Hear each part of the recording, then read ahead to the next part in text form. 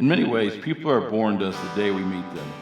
It's just sort of part of that narcissistic element of the human psyche that can limit the paradigms and how we see the world. It often takes us a little while to realize that this person hasn't always been the way they were like we met them. We all have past, and no matter the parts that we embrace and the parts we're running away from, they still color who we are. William Faulkner told us, the past is never dead. It's not even the past.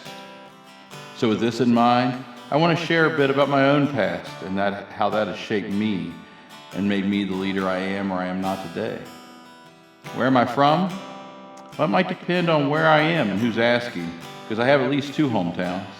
I spent a lot of years living in or near river towns in greater Cincinnati.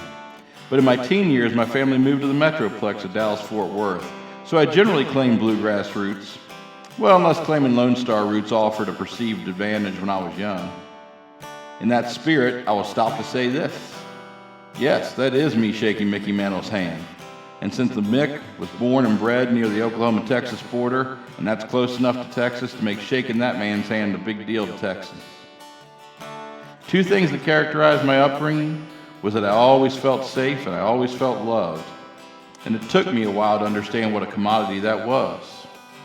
The other thing, I was always seemingly younger than everybody else. With what I believe were the very best of intentions, my parents and the school decided to advance me a year. And while I kept up academically, let's say I was a little behind socially when I was young. If you have any doubts, offer this picture as Exhibit A. I lived a lot of cliches about coming of age, but they are a true part of my past, and that leads us here. As a kid that was turning 13 as a freshman and 16 years old as a senior, sports were a great equalizer and a social learning place for me.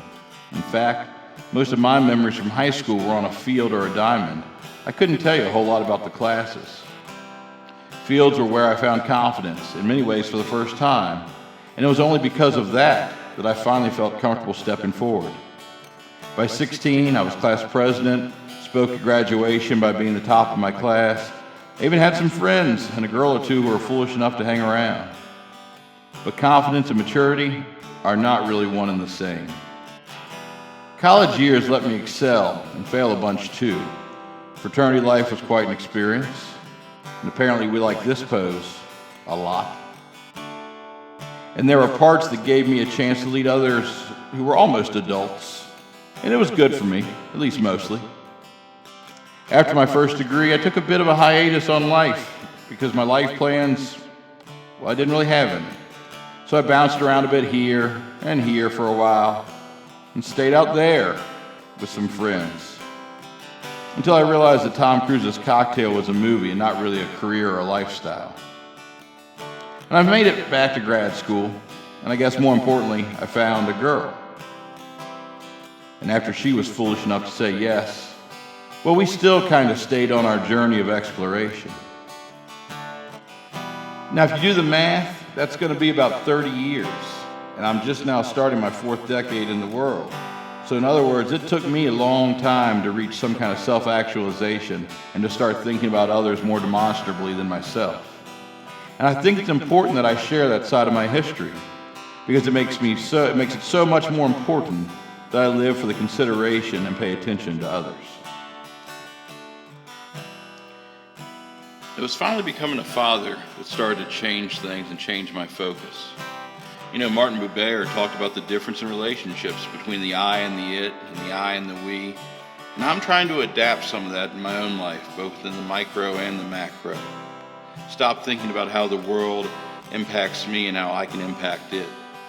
In leadership circles, we talk about servant leadership, and that's what I'm trying to aspire to focus on in my own life. Lifting others up in places where I can lead and not worrying so much about where it gets me. There are a lot of roles that I serve now in my life and a lot of relationships. And I'm trying to constantly think about how I impact those around me and those that I care about, because I know how much they impact me and how much they better my own life. Husband. Uncle. Brother. In-law. Son.